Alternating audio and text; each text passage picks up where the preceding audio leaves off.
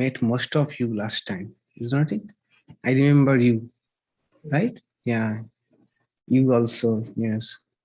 I have not seen you probably this first time. Yeah, I met you, yes, last time.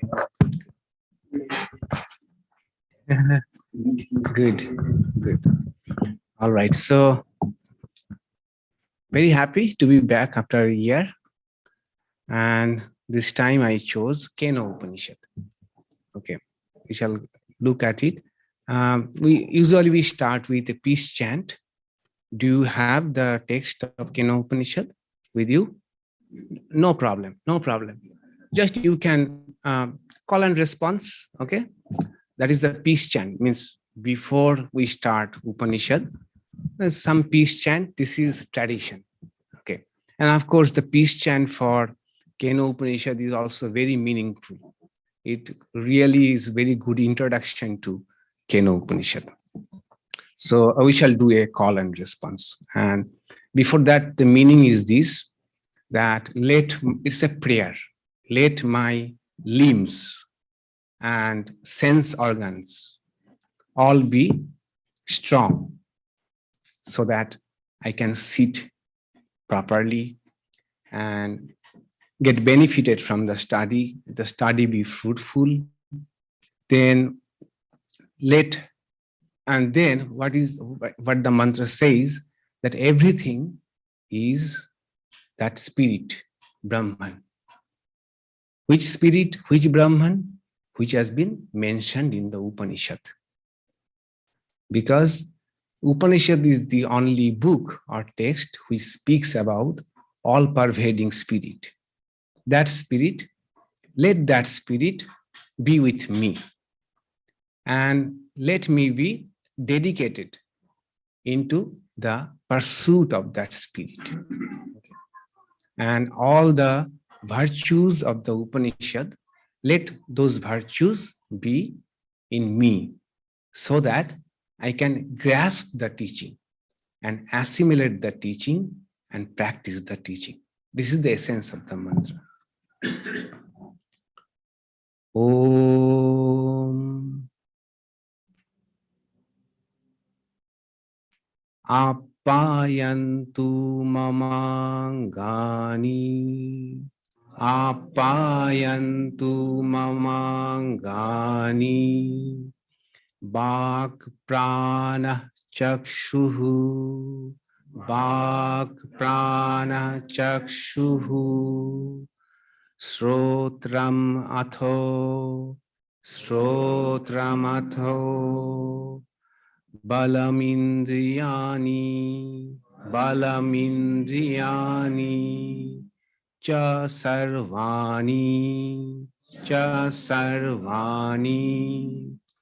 sarvam brahmopanishadam, sarvam brahmopanishadam, maham brahma nirakuryam, maham brahma nirakuryam, mama brahma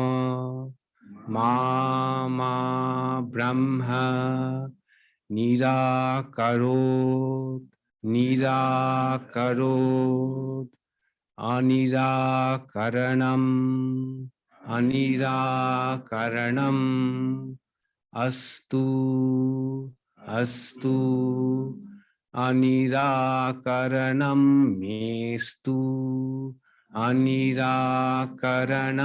mestu tadatmani nirate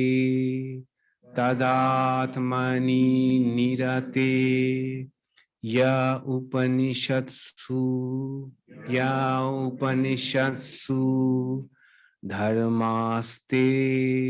dharmaste mai santu te mai santu. Om Shantihi Shantihi. Om Shantihi Shantihi, Shantihi, Shantihi.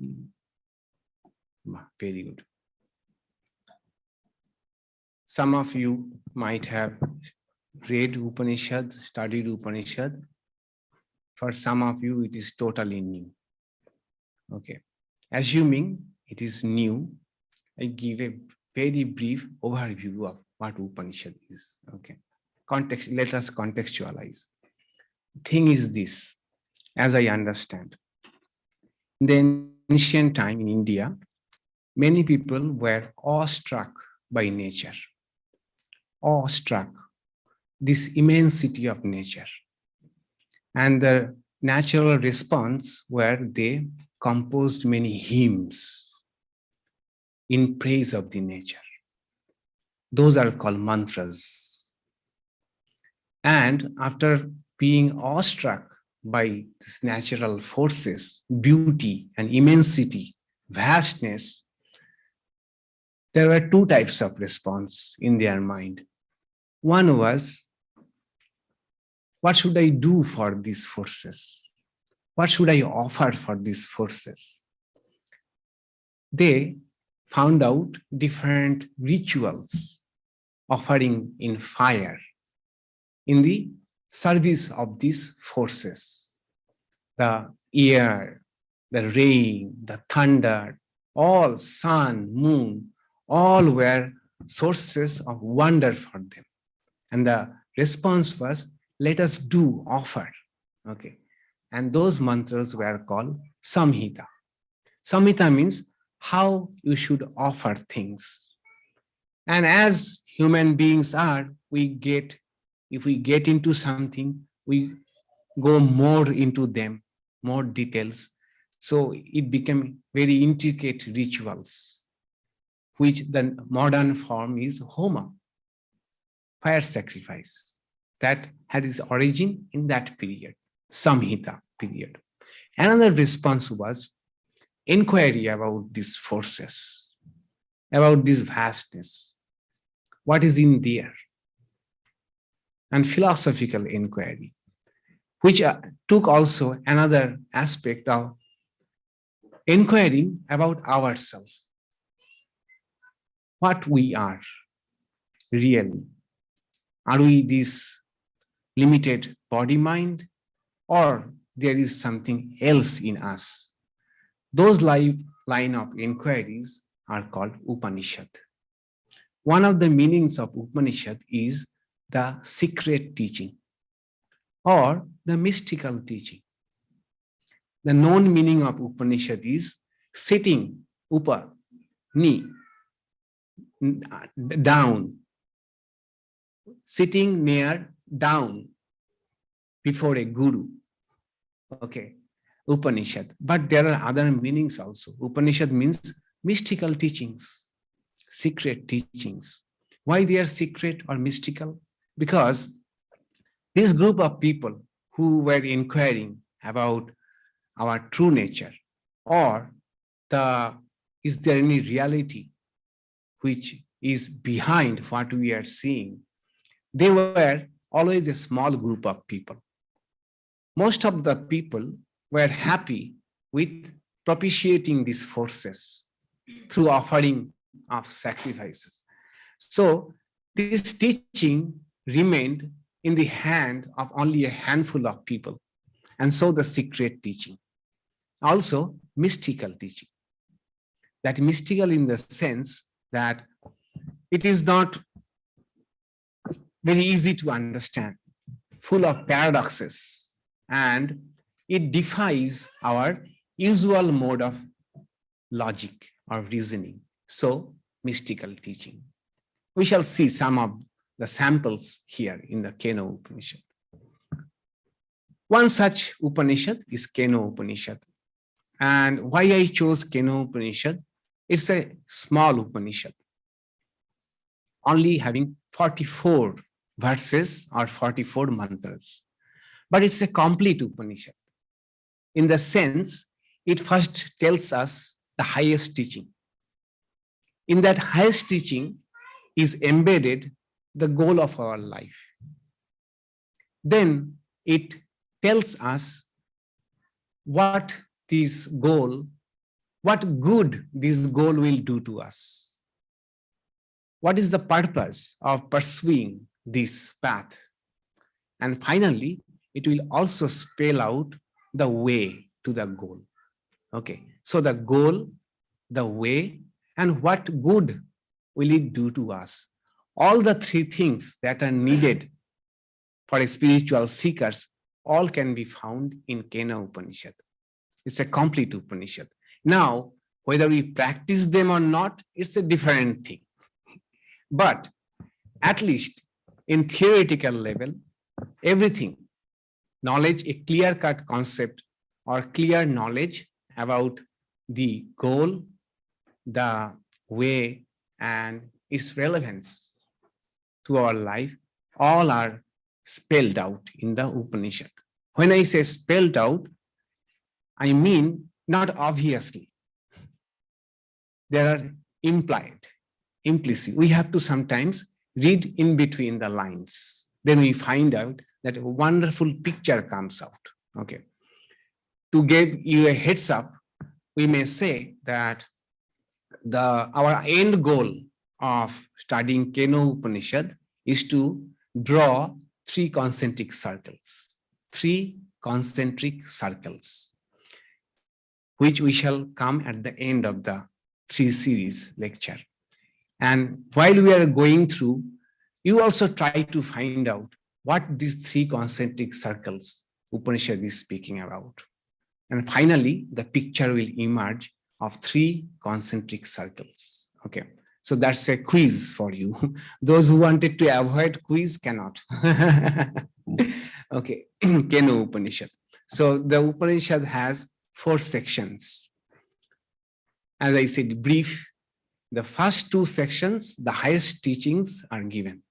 Okay, and 3rd section, to tone it down, there is a story, a mythological story with some inner meanings.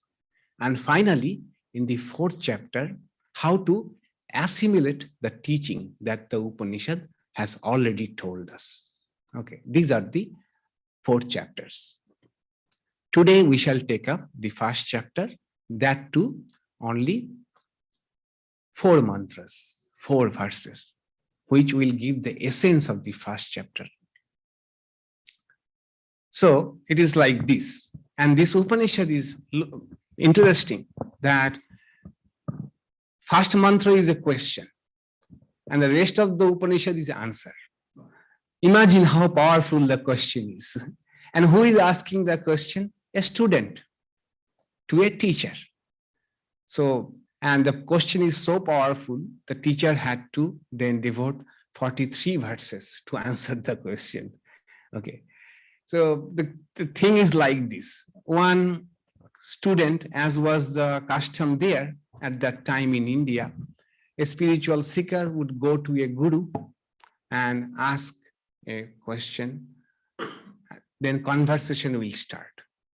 Such a person, a spiritual seeker, we have to supply this additional fact that such a spiritual seeker, a question arose in their mind. Their mind means his or her, okay.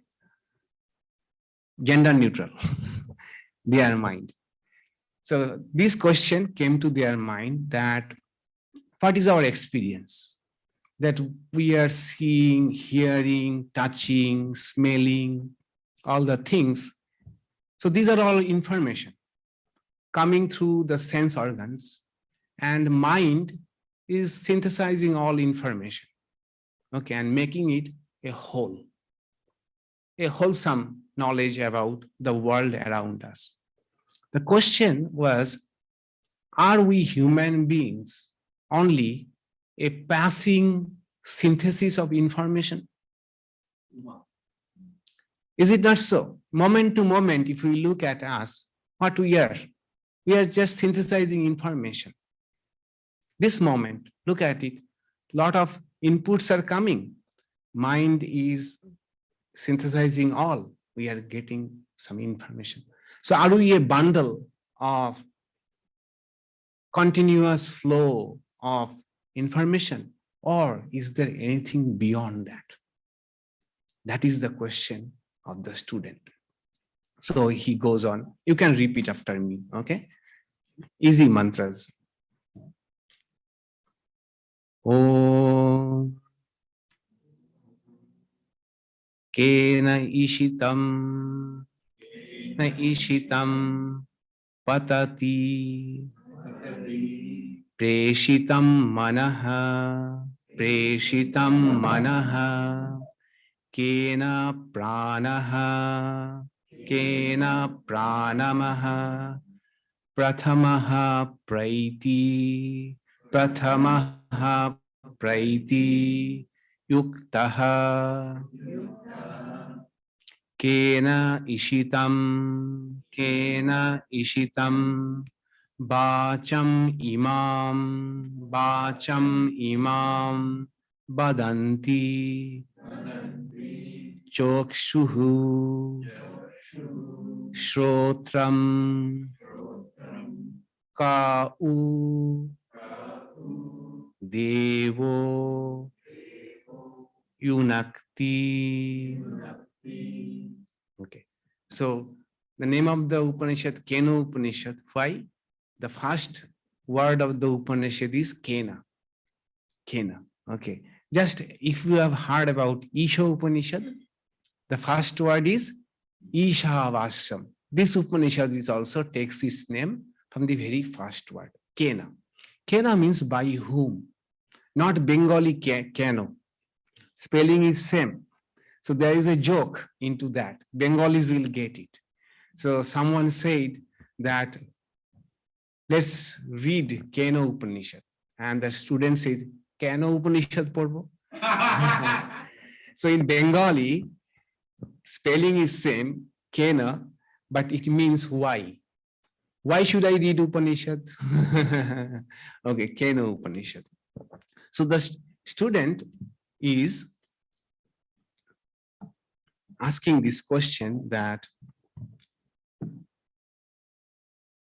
which is the mysterious entity in us that directs our eyes, our ears, our mind towards respective things of the world?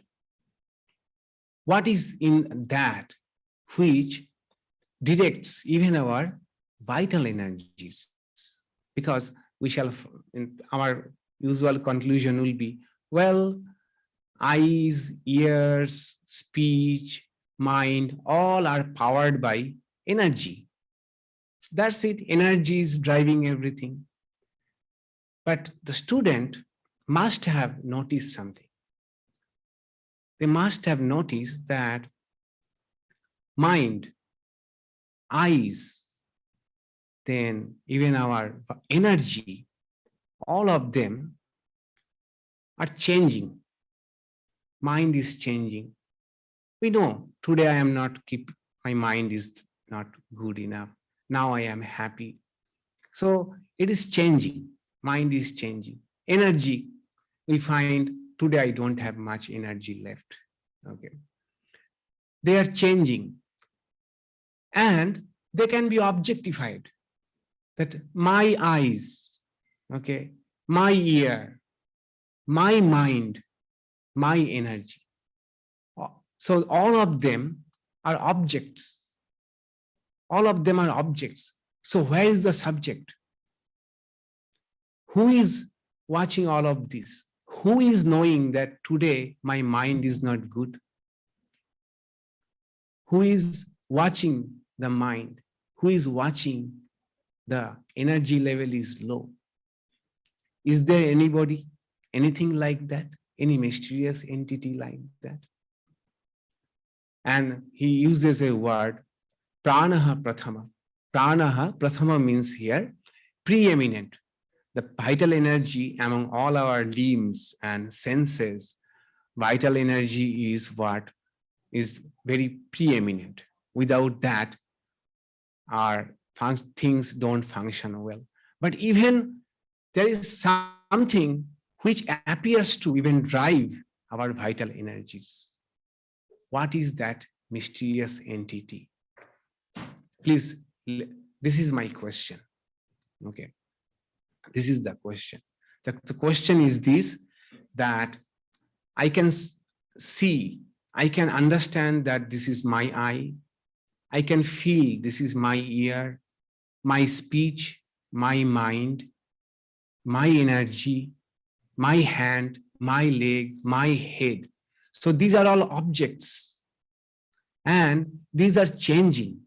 So is there anything which is subject and which is permanent, which does not change? Is there anything? Or are we a just flux of change, flux of changing mind, changing energy, changing vision, changing sound? Is there anything permanent, which is the subject? That is the question. Now, the teacher answers. The teacher first assures that, thank you, well done. Your intuition is good. Now, what you need to do is to make this intuition clear. Stay clear, and you should take it to a further level. But your intuition is right. There is some reality which is the subject and which also does not change, which is permanent. Okay, now the teacher says, Shrotrasya Shrotram, Shrotrasya Shrotram, Manaso Mano, Manaso Mano, Yat Vacho Ha Vacham, Yat Vacho Ha Vacham, Sa U Pranasva, Sa U Pranasva, Pranaha,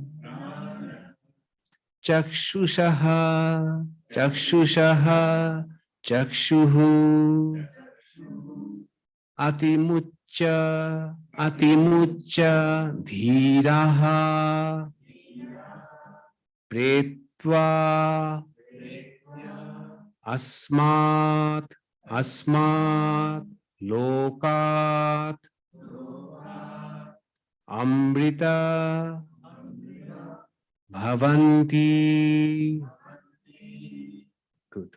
Before I go to the second, do you have any question about the first mantra we just discussed? Any query, clarification that we just had discussed, the student's question? Yes. This question is the question they are asking, which is what is behind my vision and object, etc.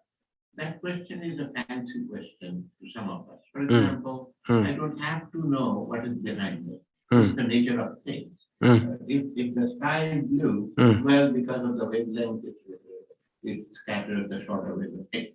But then nobody should ask, why does it scatter? So inquiries should stop somewhere. You don't have to know who behind it is doing this. Yes, it is not about sky, it is about me. Yes, that's why it is important. Okay, so student felt that, look, from childhood, youth, boyhood, I have seen all the changes, but there is a series of continuation. That I sense is there. What is that I sense which does not change? Okay, and it matters. The spiritual seeker, it matters that should we be concerned only with the passing and changing, or we should also inquire about that, is there anything permanent in us? Why it is so? Why it is so? The reason is this. The root of all our problems, according to the Upanishad, is we are thinking ourselves finite, limited beings. And because of this sense of finiteness, limitedness, we are seeking things outside of us. But according to Upanishad, we are not only limited this mind and body. Our real nature is infinite. The moment we will know that we are limitless, we are vast, we shall get the highest meaning of our life. Okay, that is why the spiritual seeker here is asking the question, is there anything permanent behind us? Or we are just finite, changing mind, body, and senses? Okay, so it is very meaningful to that student. Okay, so the answer, the teacher says, the teacher says is very packed. The teacher says three things. One is that reality, what you are asking about, is eye of the eye, ear of the ear, mind of the mind, and speech of the speech. Okay, and yes, so three parts. This is the first part. That means you have asked about something which cannot be directly shown, cannot be directly given an answer to. It can be only pointed out with some pointers. Okay, so one pointer is, this is eye of the eye, ear of the ear. That means one thing. One is that it is not eye, it is not ear, it is not your mind. It is different from that. Eye of the eye, mind of the mind. Second is, it is even innermost. When we say eye of the eye, mind of the mind, means it is even more fundamental than ear or eye or mind. Shankaracharya says that antaratamam, that reality is our innermost reality. Innermost reality. And you are that reality. But at the same time, when you are that, it is related to that Upanishadic statement, Aham Brahmasmi. You are vast. I am vast. But here, when I am saying Aham Brahmasmi, I am vast, what is this I? This I is not your eyes, minus your eyes, minus your ears, minus yours, these motor organs, even minus your mind. That I, your non-material I, is the infinite, is the vast. This is the meaning embedded here. That is, the reality you have asked about is different from I, different from ear, different from mind, different from sense organs, but it is your innermost essence. Because of it, these things are there. Sotrasya sotra means ear of the ear. That is, because of it, these things are functioning. Because of its presence, these things are functioning. So they are pointing to that reality, which is consciousness. Because of it, everything is doing their action. Even mind is functioning according to the Upanishad because of presence of that consciousness, that reality. And second part is Atimucha Dhira. Dhira is one who has this spiritual intelligence to Atimucha, to distinguish, to separate that reality from eyes, from mind, from vital energy. And how they do it, the teacher will say in the next section, but dhiraha, one enlightened one. Who is enlightened one? Ati mucha, who can, because it is a mixed up reality. That pure consciousness is mixed up with mind, vital energies, ear, and we are all appear to be now bundled together. Okay. So now first step is, now one may ask, if that reality, that infinite reality is our true nature, so it implies that it is everywhere, even eyes, minds, everything is manifestation of that reality. Why should we separate them? Why should we do this separation? Why should we say not this, neti, neti? The thing is this, that our nature is like this, that we are attracted to matter.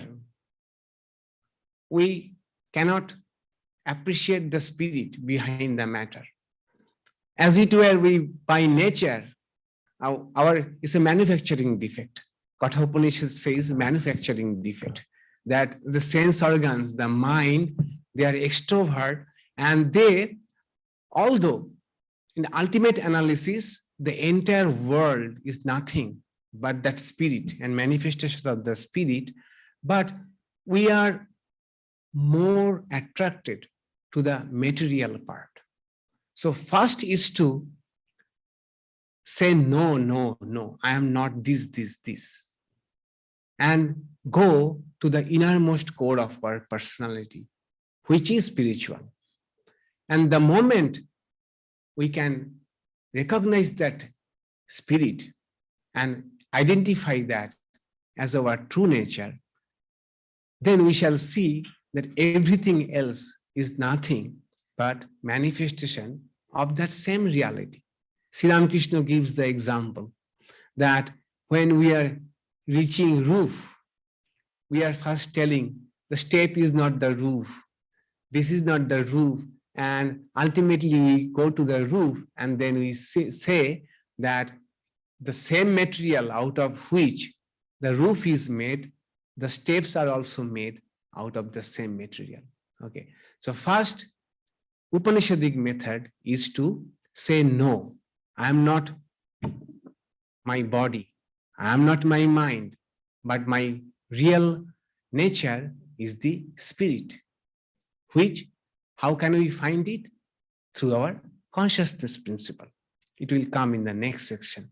Try to go at the root of your personality. That is the spirit. And when we recognize the spirit, we shall find that it is everywhere. We don't have to then say no. We don't have to then separate them. Okay.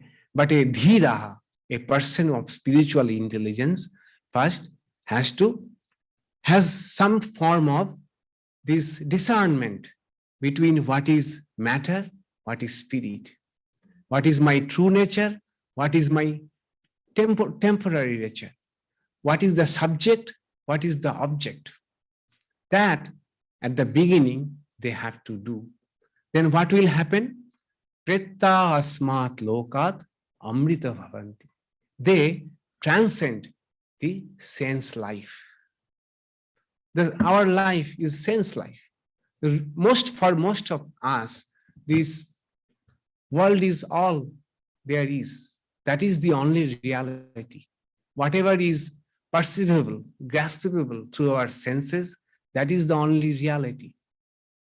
But such a dhira who can distinguish, who can discern between spirit and matter, they transcend their sense life and amrita bhavati. That is, they discover the transcendental, immortal nature of their life. That there is a reality in me which does not change. And what is mortality? Mortality means I will die, change. But if Imagine if we can discover something in me which does not change. And not only that, I have firm conviction that that is me. That will never change. That is not subject to change, not subject to decay, not subject to birth, not subject to death. Then what we achieve? Immortality. Mortality is all about the mind and body, which is, according to Upanishad, all of them is matter. And nature of the matter is they will have origin, have some period of stay, and they will change or vanish, will take another form. So when we think we shall die, what will die? Of course, this body will not stay. This mind will not be anymore to be our mind. But if we can discover something in us, profound something, which does not change, which transcends all change, then what we shall become? Immortal. Immortal. That is the promise of the Upanishad. What good will it do? It will make us immortal. That is, we shall discover a transcendental aspect of our life. Now, let me also add here that this Upanishadic method, that I am not this, I am not that, may not appeal to everybody. May not appeal to everybody. Swami Vivekananda went one step ahead. Swami Vivekananda said, you don't have to. What was Swami Vivekananda's method? Yes, just assert your divinity. Assert your divinity. You are infinite, you are not finite. You are the subject, you are not object. You are permanent, you are not changing. Know this and behave as if you are infinite. Act, behave, think as if you are infinite. Do you see this? How the earlier method will feel like taking one step back, world denying, deny objects, deny mind, try to go back. Swami Vivekananda said, no, path is steeper, of course steeper, that if you are divine, which you are, what is Upanishad is speaking, start behaving moment to moment. Moment to moment you behave as if you are infinite. And this is the practice. This is what is the goal, is the practice. Try to remain at the goal is your practice. It's a steep one. There is a problem in that. Problem is this, we may mix up the practice as reality. Okay, I am trying to practice that I am divine, but also have to remember this is a practice now. Okay, until it becomes a reality. That is, the way to check it is this. The problem comes usually in this way. One can become extremely egoistic because I am infinite. I have reached the goal. I don't have to do any spiritual practice. Okay. This is all about I. Okay. But to start is, if I am divine, how I should behave with others. If I am divine, you are also divine. It cannot be that I am divine, you are not. Okay. So if I am divine, how I am treating others? Am I living up to that standard with others? That is the, I would say, the benchmark of our judging how far we are progressing. Very often it might happen, listening to the Advaita Vedanta lectures and reading books, one may start feeling, I am Brahman. I have no bondage. What duty? What sadhana? What puja? What meditation? If I am Brahman, you will see in all of these, the effort is having a shortcut. Okay, having a shortcut things. But if we start the other way, and Swami Vivekananda stresses that if I am God, you are God. And if you are God, my response to God is what? Worship. That is, whatever I am doing to you should be like a worship, a service. So stress on that. Stress on that.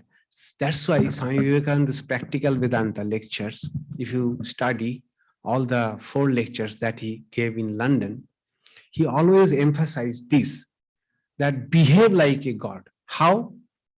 Serve. Serve others. And that is the goal, that all of us are divine. So the natural response is to serve others. And he says, where are you seeking God? See God in others. And he says that human beings are the Taj Mahal of all temples. Taj Mahal of all temples. So worship God there. I took a diversion because for me personally, this Upanishadic method, to be frank, does not appeal. You know, that I am not this, I am not that. I prefer Swami Vivekananda's method. There is dynamism in that. Although both are pointing to the same thing, that ultimately we are divine, and the problem is we are identifying now ourselves with limited things, limited body and mind. One method is no, neti, neti. Swami Vivekananda's method is iti, iti. Behave as if you are God, you are divine, as if you are infinite. You have read Bhagavad Gita, you have read the lives of Jivan Muktas, that is, those who have realized. How do they behave? Start doing that. And it is not an easy thing. Of course, it is not an easy thing. If we can do it even for a moment, great. When I am treating you, that for a moment, if I can think that this interaction is between 2 gods, 2 divine beings, even for a moment, how the Jivan Muktas, the liberated people, deal with others, deal with their problems, deal with their sufferings. Let me behave like that. That is Swami Vivekananda's method. Okay. So the Guru says that your intuition is right. There is a reality behind all of this, which is none of these at the same time, all of this. None of these. First, no, it is not this, it is not that. At the same time, it is the innermost reality of all of these. And one who can recognize this reality, they transcends their limited existence, limited life, and becomes immortal. That is, discovers that limitless dimension of their personality, if we can put it that way. Any question about this? Yes.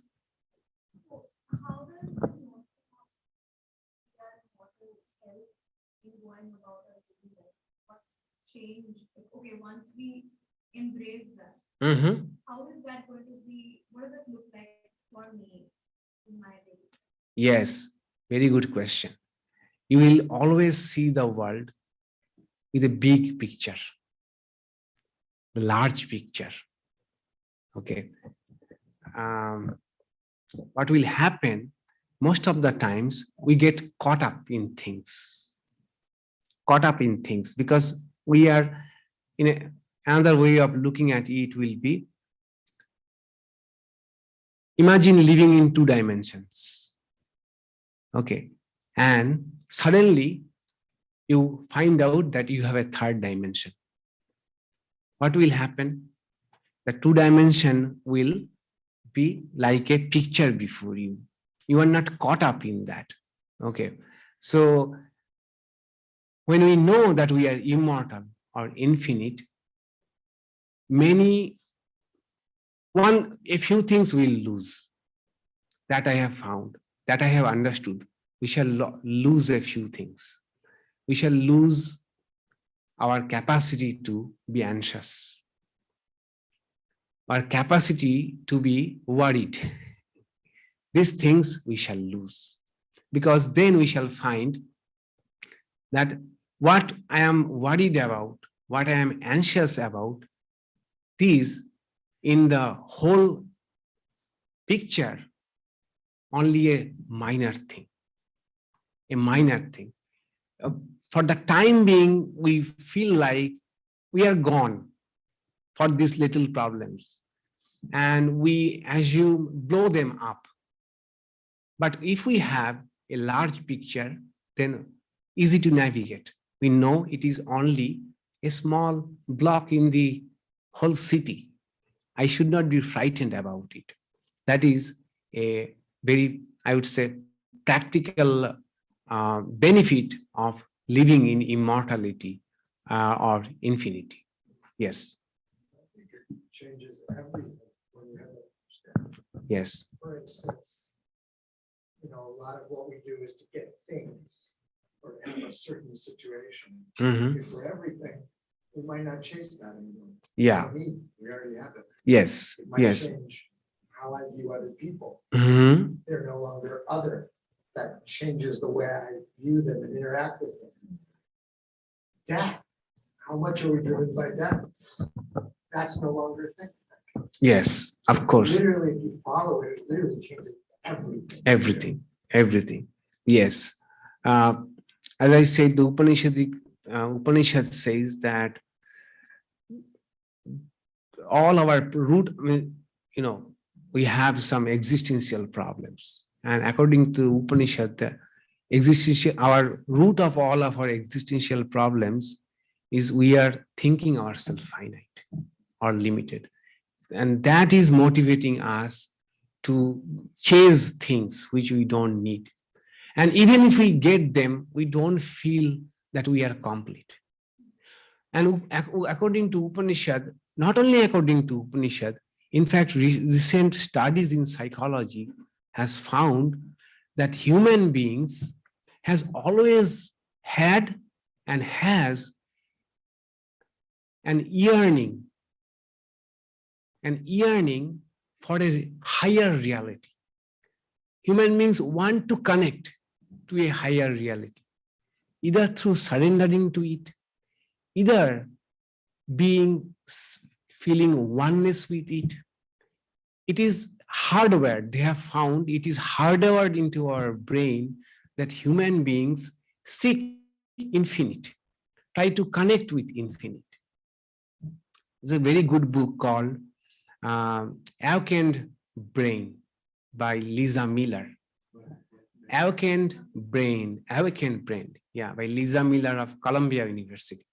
So she has demonstrated, she's a psychotherapist, that in every one of us, there is this yearning, or she says it's a need. It's a need in all of us that we seek something infinite. Why? Upanishad says, because it is our true nature. Because we are infinite, nothing less than infinite actually satisfies us. Because that is our true nature, until we get a glimpse of that infinite, we shall always be looking for something. There will be always some hole, always some vacuum left in our heart. Lisa Miller goes one step further, which is very provocative and radical. She says, also she demonstrates that those who can channel this seeking, this infinite, This is natural in us. Those who can channel this seeking or need through spiritual means, they remain mentally healthy. And the flip side of this coin is depression. She is a psychotherapist and she shows that depression is actually a spiritual problem. All others we are trying to solve it is just superficial things or just what you call patchworks. But depression in our soul, she says, is a spiritual problem. The need or hunger for infinite or the transcendent, when we cannot channel it to the proper direction, it very often can take the term of depression. She has demonstrated it, even with scan, fMRI, and all of these things. Yes.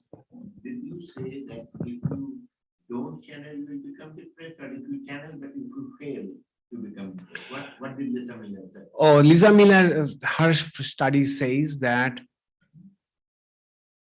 those who even does not recognize the need, does not even unaware of this need for infinite. Okay. That shows as a symptom of depression. Okay.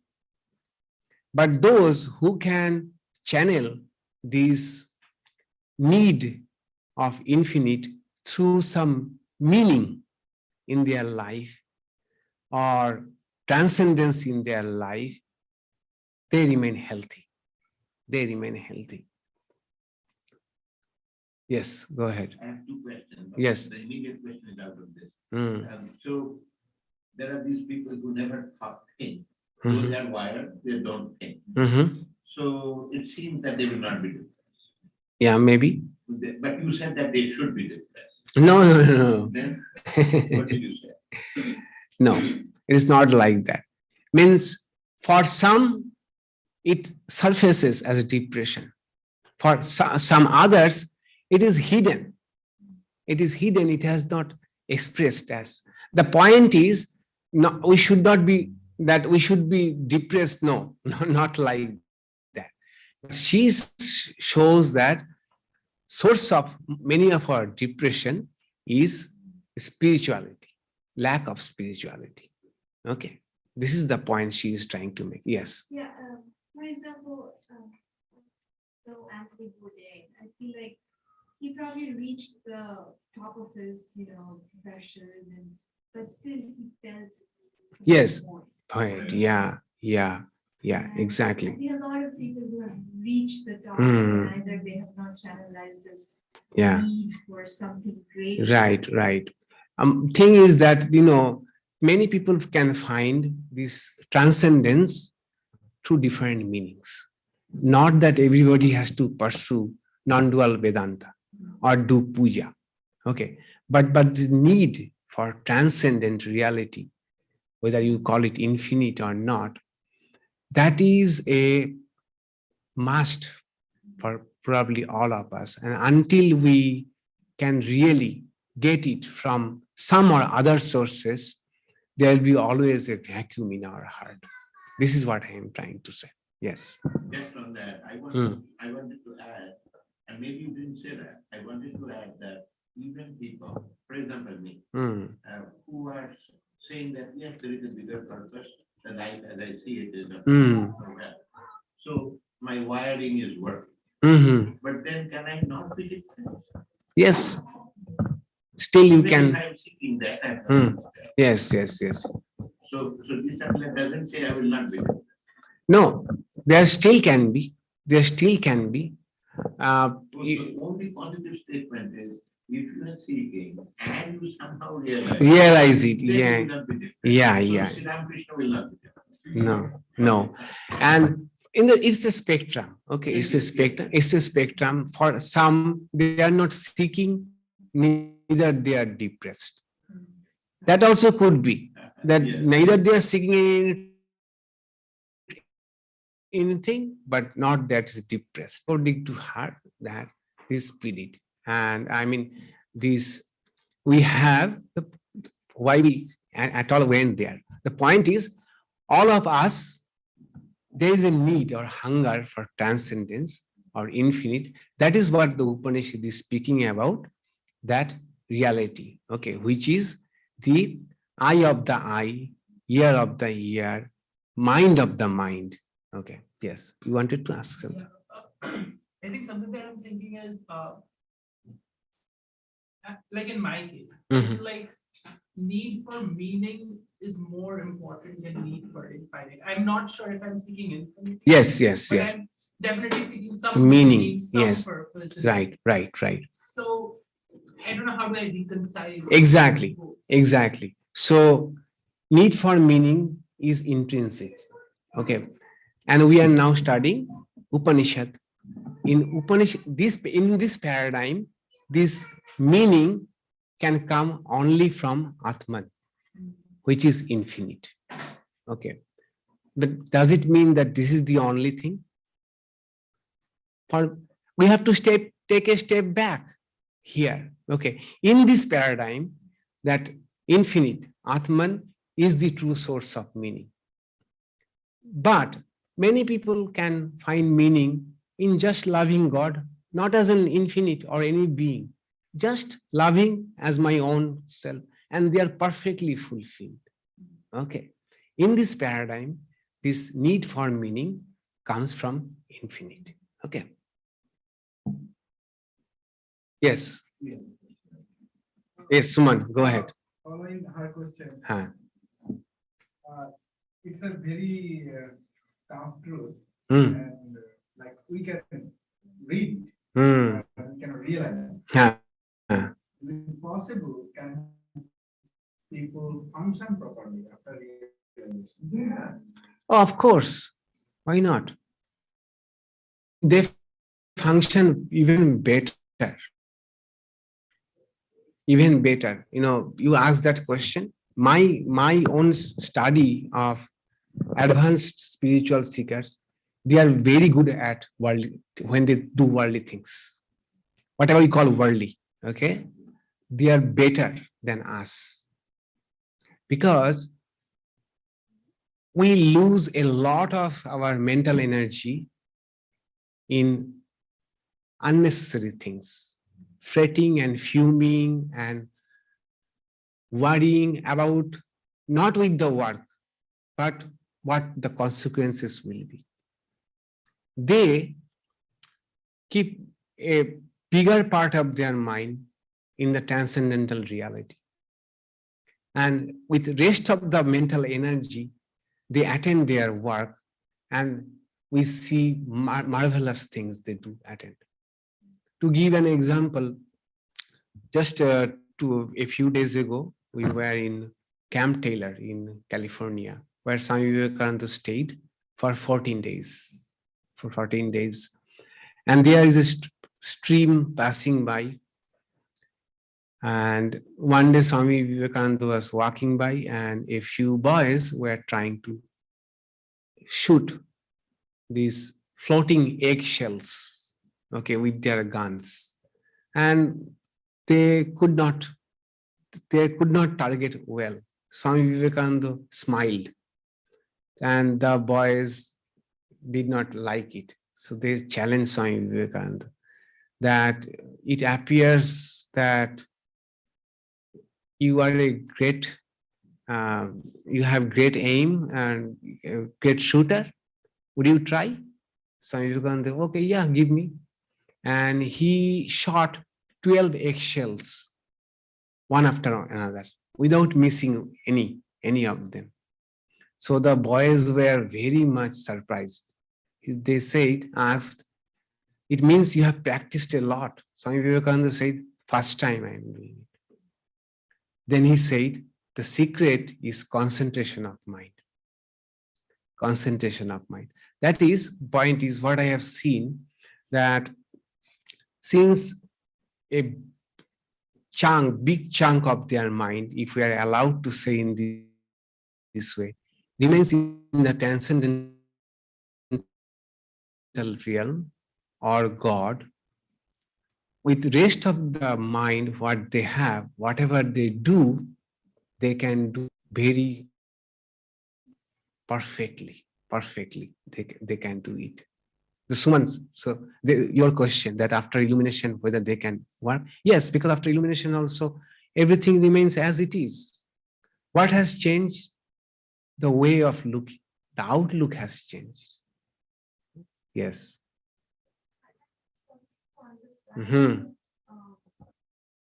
It still performs as time because doesn't spirituality bring this need for solitude? Like it draws even the path itself. Like of course, like not everybody is going to reach that stage of Right. illumination. But doesn't the path itself require that solitude? And it also comes from within that you need that solitude and so much so that you, and especially once you start looking at everything as they lose that meaning that they had in your life. Right. And therefore there's this space, not this space probably, but more like you just want to be left alone and within yourself. Right. So given that yearning for solitude, how does this other aspect of being completely perfect at worldly activities? Yeah. So completely perfect. What I am talking about. He asked about one who has realized. For them, solitude is not as needed because they have reached the goal. Okay, whether it is solitude or not, it is all the same for them, right? And even when I said that degrees of the seekers, okay, of course, in the beginning we need, in the beginning of our spiritual life, of course we need seclusion. Sri Ramakrishna gave the example that when that plant is sapling is small, it requires seclusion and all those things. But that's why I say that in advanced spiritual aspirants, those who have practiced, trained to live in the transcendental plane for a long time, that they have gained so much focus of their mind that with that focused mind, whatever they do, the work also becomes so perfect. Swami Vivekananda said about Swami Ishadhyanananda that people should learn from the monks how to do work. Okay, you should be an example that how one should be perfect in work. Why? Because it is one mind. Remember, it is the one mind with which one is doing spiritual practice. In the same mind, you are doing coding. Same mind. The mind has been trained to be focused. How it has been focused? By keeping in that transcendental realm or meditation or seclusion, whatever you say. So with that mind, when we do other things, that also becomes far more perfect. Yes. Yeah, yes, please go ahead. More practical aspect, like if it's for somebody who is in a family person, solitude or seclusion is often difficult to have. But they're also on that spiritual path as being seeker. Then how do these things come? Like your need for solitude. You're not going to be, you might not be in like reach that stage anytime soon. And since we said that you need to learn how to work as the monk, but the monk also needs solitude. Yes, yes. Then how does it seem? Looks like in a more practical way. Yeah, Peter, you want to say? Solitude is only one path towards the goal, I think. Solitude is needed, yeah. But you can do it without solitude also. So that's just one way to get there. Yeah, but what is the question then? For somebody who is in a family. Yes. Solitude is hard to attain, right? Right. So how do you still maintain like your focus on the transcendental? Because the path to spirituality needs that solitude. Yeah, right. So that's is this a better way of asking the question? Like you get what I mean?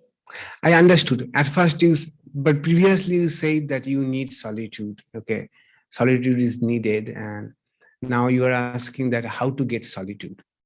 Yeah, I must have like. Yeah, at first you were in favor of solitude, and now you are asking that how to get solitude. Yeah, it is. If indeed it is maybe difficult for some to get it, the solitude we need, but at the same time, what then we need to do? Find other avenues of practice. Okay, what could be? What Swami Vivekananda said: serve as God. Okay, serve as God. I am doing the same work. That is also a great practice. Very often I shall forget that it's a service. I am trying to see God in others. But then that is why it is a practice. Okay. If at all you cannot get solitude, at all you cannot manage, then you have to take the help of other practices. Right? Swami Vivekananda's other practices. Yeah. Yeah, hard to serve in solitude. Yeah. My question is an old question from what she said in the beginning. Hmm. He said if you are on this path, Right. what difference will it make tomorrow? So you said that you will not be as anxious as etc. Hmm. You will see this Meaning in life. opposite thing. Hmm. When you started the journey, doesn't there other things like goal in life, making more money, trying to get good food, that will also become trivial. Right? Yeah. So, how do you Yeah, the more we progress, these are not on and off switch, right? The more we progress in spiritual path, those things will come gradually. Okay. That only realize people won't have anxiety. And I have not realized that means I will always have anxiety. It's not like that. Okay. The more I progress, the less will be that. Okay. That way. Okay. How are you doing on time? Huh? We are done. Oh my God. Okay. Yeah. Okay. Huh? Yeah. So I made a mistake, it appears. Yeah, I like interaction. Yeah. And I am comfortable with if I am not able to give all answer, not a problem. Okay. Okay, then we shall continue from here tomorrow because there is one important mantra 1.5. From there, we shall take it up. Okay. So we conclude with tomorrow at what time? 7 o'clock. And tomorrow we have 1.5 hours. Okay, good. Tomorrow we shall take two important things. From 7 tomorrow. Vesper is 6:30 and class is at 7. Okay. So we shall conclude with Shanti. Om Shanti.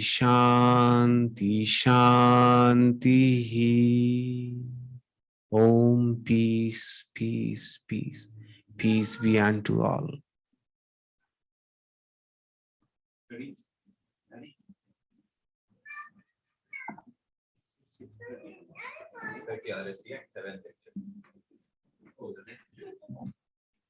Okay, tomorrow we have 1.5 hours.